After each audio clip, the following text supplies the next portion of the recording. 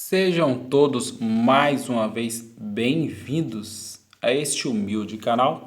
Bom, primeiramente eu gostaria de agradecer você por estar ouvindo a palavra de Deus, estar, dando crédito a este canal, onde temos anunciado a palavra de Deus. Eu gostaria de estar nessa noite falando sobre falsos profetas, ou também, como não dizer, lobos, né, disfarçados de ovelhas dentro de muitas igrejas por aí. E eu já gostaria de começar a te convidar para abrir a sua Bíblia no Evangelho de Mateus, no capítulo 7, a partir do verso 15. Mateus 7,15. Senhor, abençoa-nos, ó Pai, que essa palavra possa, meu Pai, entrar dentro do coração das pessoas, que o Senhor possa trabalhar em nosso meio, Pai. Em nome de Jesus. Bom, Mateus capítulo 7, a partir do verso 15, onde está escrito assim: Cuidado, Jesus dizendo, cuidado com os falsos profetas, que vêm a vós, vestidos como ovelhas, mas interiormente são lobos devoradores. Por seus frutos conhecereis. Homem escolhe uvas dos espinheiros ou figos dos abrolhos? Assim toda árvore boa produz bons frutos, mas a árvore corrompida produz frutos ruins. Não pode a árvore boa dar frutos ruins, nem pode a árvore corrompida dar frutos bons. Toda árvore que não produz frutos bons, corta-se e lança-se no fogo. Portanto, pelos seus frutos conhecereis. Nem todo o que me diz Senhor, Senhor, entrará no reino do céu, mas aquele que faz a vontade de meu Pai que está nos céus. Muitos me dirão naquele dia, Senhor, Senhor, não profetizamos nós em teu nome nós expulsamos demônios, em teu nome não fizemos muitas maravilhas. Então eu lhes declararei: eu nunca vos conheci, apartai-vos de mim, vós trabalhadores da iniquidade. Bom, falsos profetas, né? Louvado seja Deus. Profeta significa aquele que fala os desígnios de Deus. Louvado seja Deus. Profeta é aquele que anuncia os desígnios de Deus, que prediz acontecimentos por inspiração de Deus. Então, logo, o falso profeta é aquele que fica por aí tagarelando, que tenta copiar, né? Tenta inveja, às vezes, muitas das vezes. Então, há profecias falsas, predições, né? Falsas. Então, cuidado com os falsos profetas, né? Ou acautelai-vos dos falsos profetas, que Jesus disse, né? E toma cuidado, e Jesus usou a árvore, né? Jesus diz que uma árvore boa, ela vai produzir bons frutos. Agora, uma árvore corrompida, ela produz frutos ruins. Entendendo aqui, né, tentando entender o que Jesus disse, a árvore que simboliza a pessoa, simboliza pessoas. Então, uma árvore que produz produz bom fruto, ela vai produzir bom fruto, ela não é corrompida. Mas uma árvore corrompida não vai produzir frutos bons. Isso é o que nós aprendemos aqui pela palavra. A árvore boa ela serve para dar frutos bons para as pessoas, mas a árvore ruim, que não produz fruto, produz frutos ruins, né, ela vai ser queimada. E no final, né, Deus fala que muitos me dirão naquele dia, né, Senhor, não profetizamos nós em teu nome não expulsamos demônios, em teu nome não fizemos muitas maravilhas? Então lhes declararei, eu nunca vos conheci, apartai-vos de mim, vós trabalhadores da iniquidade. Então o Senhor está dizendo aqui, né, que muitos naquele dia ali vão falar com ele, né? Nós profetizamos. Então, profetizamos vem de quê? Vem de profeta. Algum profeta profetizou alguma coisa, expulsou um demônio, fez maravilhas, mas por falta de ser uma pessoa que produz bons frutos por causa do amor, né, muitos vão ficar para trás aí. Jesus fala, eu nunca vos conheci, apartai-vos de mim, vós, trabalhadores da iniquidade. Então é isso, Jesus quer que nós sejamos, amamos a Ele e amamos nosso próximo também, mas tem muita gente aí que está com aparência, né? Você pode ver, está com muita aparência, mas na verdade não é isso tudo não. Louvado seja Deus. Eu gostaria de ler também juntamente com você, ainda em Mateus, agora em Mateus capítulo 13, louvado seja o nome do Senhor, Mateus 13, e 24, Mateus 13, a partir do verso 24, onde está escrito assim, Mateus 13, 24, apresentou-lhes outra parábola, dizendo, o reino do céu é semelhante a um homem que semeou a boa semente no seu campo. Mas, enquanto dormiam os homens, veio o seu inimigo e semeou o joio no meio do trigo, e seguiu seu caminho. Mas, quando o caule cresceu e produziu fruto, apareceu também o joio. Assim os servos do dono da casa vieram e disseram a ele, Senhor, tu não semeaste boa semente no teu campo? De onde então vem este joio? E ele disse, o inimigo é quem fez isso. E os servos lhe disseram, queres então que vamos e o colhamos? Ele, porém, disse, não, para que ao colher o joio, não arranqueis também o trigo com ele. Deixais crescer juntos até a colheita, e no tempo da colheita eu direi aos ceifeiros, colhei juntos, primeiro o joio e amarrai-o em fardos para ser queimado, mas o trigo recolhei no meu celeiro. Bom, o dono ali, né, o fazendeiro ali, foi lá, semeou trigo, mas ao dormir, veio ali um inimigo e semeou o joio. O joio parece com trigo, mas não é trigo. E então os servos vieram ali e disseram ao Senhor, o Senhor quer que a gente tira tudo aí? O Senhor quer que a gente faça esse serviço aí? Quer que a gente colhe esse joio? Não, se for tirar o joio vai sair o trigo. Espera e no tempo da colheita, quando os ceifeiros for fazer a colheita, a gente vai colher o trigo e o joio. A gente vai tirar o joio, né, pôr o trigo no celeiro e o joio a gente vai incendiar. Da mesma forma, né, no dia da colheita, Deus vai pegar todo esse joio, né, que parece que é trigo, mas que não produz trigo, e vai queimar no fogo do inferno. É isso. É forte, mas é a verdade. Pessoas que emprestam a sua boca, a sua vida e tudo para o diabo. Então, hoje, né, ainda Deus dá oportunidade. Mas eu gostaria de continuar com você, porque tem vários textos, né, na Bíblia recheados de aprendizado bons que fala sobre o profeta. Lembrando que o profeta, né, é aquele que fala, aquele que anuncia os desígnios, né, os propósitos de Deus. Ele também prediz, né, acontecimentos por inspirações de Deus. Eu gostaria de ler juntamente com você agora, aqui em Deuteronômio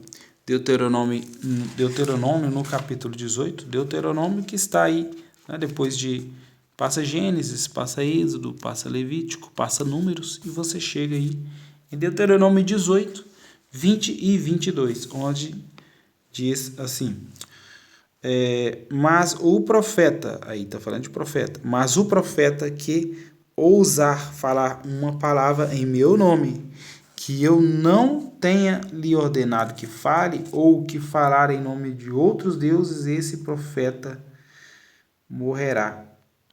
E se disseres no teu coração, como conheceremos a palavra que o Senhor falou? Quando um profeta falar em nome do Senhor, se o assunto não se cumprir nem acontecer, esse assunto que o Senhor não falou, mas o profeta falou presunçosamente, não temerás. Um profeta, ele pode ser presunçoso. Se ele falar com você alguma coisa e não acontecer, aquilo não acontecer, ele falou da sua própria carne, ou seja, do seu próprio orgulho, do seu próprio ego, presunçosamente. Então, esse é um falso profeta. E, através disso, você consegue discernir se ele está sendo um falso profeta ou não. Louvado seja Deus. E, novamente, vamos voltar lá agora em Mateus, lá no Evangelho de Mateus, no capítulo 24, Evangelho de Mateus, no capítulo 24. Vamos lá. Evangelho de Mateus, capítulo 24, onde vamos ler o 24, o 25, os versos 24, 25 e 26. Mateus, capítulo 24, 25, 26.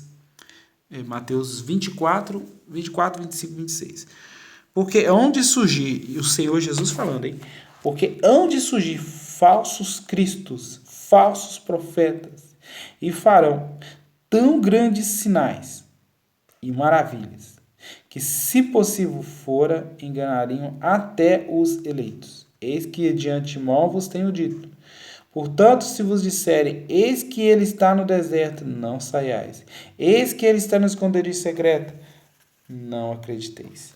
Então aí o Senhor está falando, falsos cristos, falsos profetas, que vão fazer grandes sinais, maravilhas, né?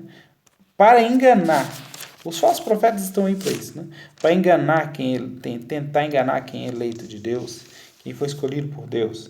Então, o que a gente entende como falso? Quando você olha o que é verdadeiro e depois você olha uma coisa que é falsa, né? Uma roupa que é uma marca original, depois uma outra que é mais fraca, né? O tecido é mais fraco, não é aquela coisa, né? É verdadeira, né? Estou falando de algo verdadeiro, que é algo que seja verdade, né?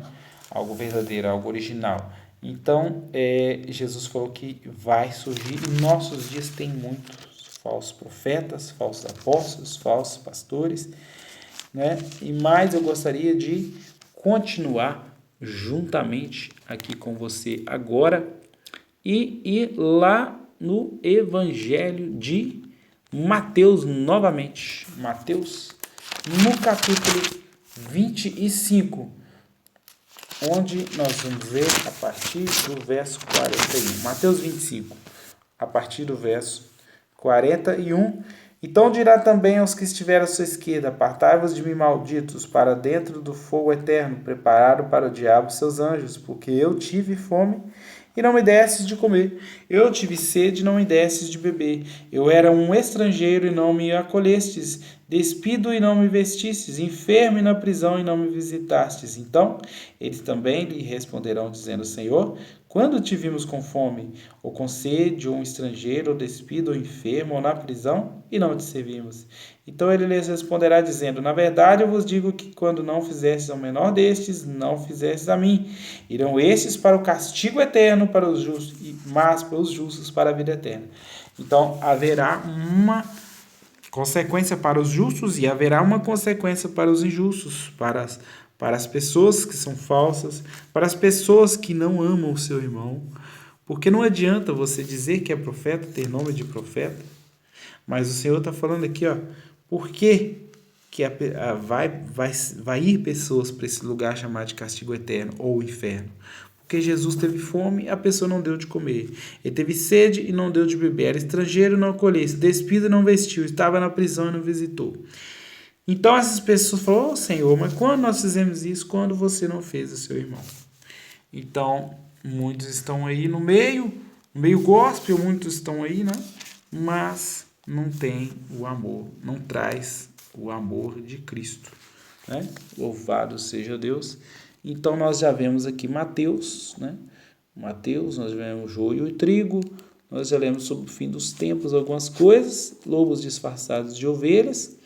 Vamos agora no Evangelho de João. Um pouquinho para frente aí, passa Mateus, passa Marcos, passa Lucas, e você vai chegar no Evangelho de João, no capítulo 10. Evangelho de João, no capítulo 10. É uma palavra muito forte também. Evangelho de João, no capítulo 10, onde o Senhor vai nos trazer mais um alerta, né? Mais um alerta.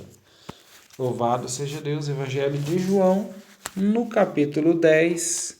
Evangelho de João, capítulo 10, versos 11, versos 12, versos 13, versos 14. Evangelho de João 10, vamos a partir do 11.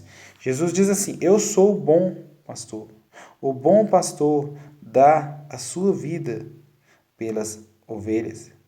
Mas o que é mercenário e não pastor, de quem não são as ovelhas, vê o lobo vindo e deixa as ovelhas e foge. E o lobo as apanha e dispersa as ovelhas. O mercenário foge porque é mercenário e não cuida das ovelhas. Eu sou bom pastor e conheço as minhas ovelhas e das minhas eu sou conhecido. Jesus está falando aqui que ele é o bom pastor. O bom pastor dá a sua vida pelas ovelhas. Jesus deu a sua vida na cruz do Calvário por nós, pelos nossos pecados. Ele provou seu amor, derramando seu sangue em favor, né, das pessoas. Louvado seja Deus. E ele explicou sobre o mercenário. Quem é mercenário? O mercenário é aquele que não trabalha por amor, não trabalha por amor às pessoas, ovelhas, mas ele só está ali de segundas intenções, interessado em algo que não é fundamentado no amor de Cristo, interessado no dinheiro, né, na fama, no que ele pode conseguir ganhar. Então, o mercenário, que não é pastor, as ovelhas não são dele. O que ele faz? O lobo está vindo, o que ele fez? Ele deixa as ovelhas ali, porque ele não tem amor. Ele não é pastor, ele é mercenário. E ele deixa as ovelhas ali e foge. E vem o lobo, o que o lobo faz? Apanha as ovelhas.